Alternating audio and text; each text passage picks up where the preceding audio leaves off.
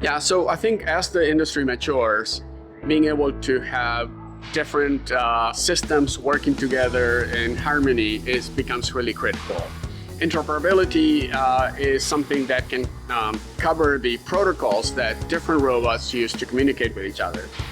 But if I put myself in the shoes of an end user, I don't really care. What I care about is that it just works. I want all of these different technologies to help me run a more efficient warehouse or manufacturing plant or hospital or whatever it might be.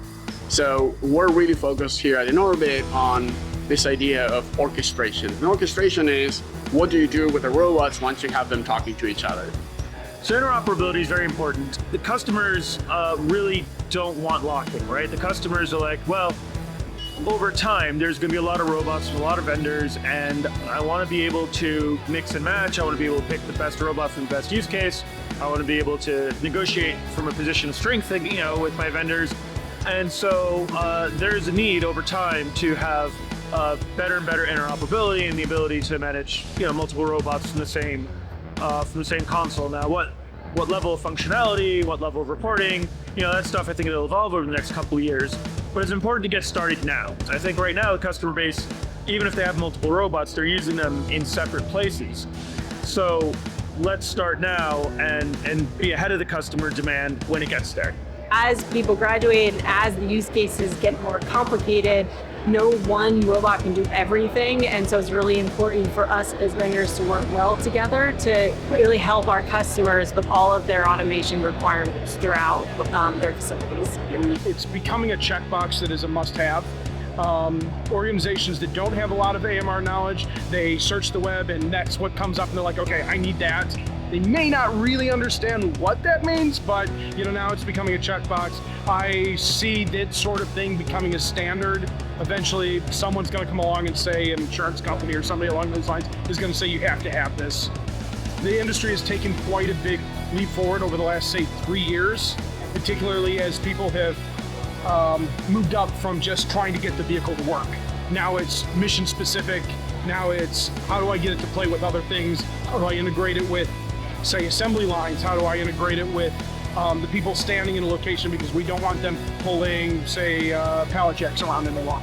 Yeah, absolutely. I think there's also been a lot of progress in different areas around standards for interoperability, but the reality is that those are far behind what products like InOrbit can do. So we work directly with a lot of the leading robot vendors, and together we're able to provide a much more advanced solution.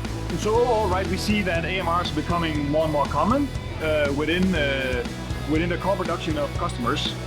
So customers, they deploy now multiple brands of robots within their facilities. So you have Mir running and you have other mobile robots running as well.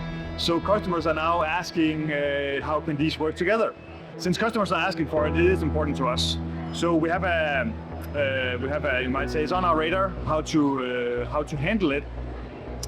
So currently, the way we approach this is also we have an ecosystem where we offer different solutions, both hardware-wise but also software-wise. So InOrbit is one of our MirGo partners who actually has cracked the nut in terms of interoperability and have different robots working on the same map. From our end, we want to provide as holistic a solution as possible to our end customer, but it's not necessarily in our bag to focus on inbound and outbound procedures after presenting those totes from our system. So when we find other robotics companies and other great software vendors that are able to help connect us into those systems and give us a more holistic solution, that's good value for us, good value for the customer, and leaves everybody smiling. Standards are important, and third-party management tools are very important. Last month we did an announcement on our VDA 5050. Actually, we announced it earlier, but I think we did a bigger launch because we were at Logimat in Europe, where VDA 5050 is home. We did that project with InOrbit and another partner called Ecumen, and we did it in an open source way. And we're really proud of that because, philosophically, interoperability doesn't mean much if you hoard it to yourself. We want to make sure that it was open so that, now any ROS-based robot can use this connector, same connector that we use, in order to get that interoperability as well. So it's kind of VDA 5050 is a first step towards that interoperability.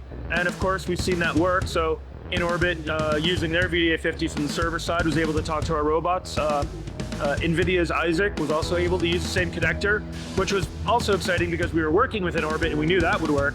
The NVIDIA stuff worked even though we were operating independently at arm's length and didn't find out until the last minute that we were both working in the same direction. So, the connector's there, it works, and we hope people adopt it. We're very active in supporting these various standards. In fact, we're one of the companies, maybe perhaps one of the few companies that supports all three emerging interoperability standards. We support VDA 5050, which is very popular in Europe. We support mesh robotics, which a lot of robotics companies in the US are supporting. Companies like Vecna, like Locus. And in addition, we also support OpenRMF, which is an open source initiative that right now is very popular in places like Singapore. So it's a very much different standards, different regions have different focus areas. We support all of them. In fact, we have made open source contributions to make it easier for robot developers to turn the robot into a standards compliant interface that can be integrated. The market is still feeling this whole space out. This is one of those things where, like you see with Modbus, Fieldbus, EtherCAT, Circus, there's a whole list of those kind of standards that are continuing to float around the PLC space, and they will continue to float around the PLC space. So we'll see what happens. So I think we're getting to the end of the part where we talk about interoperability and we just make it work. That's what end users want. They don't want more presentations about the process for joining a standards body. They want to buy a robot, turn it on, and it just works.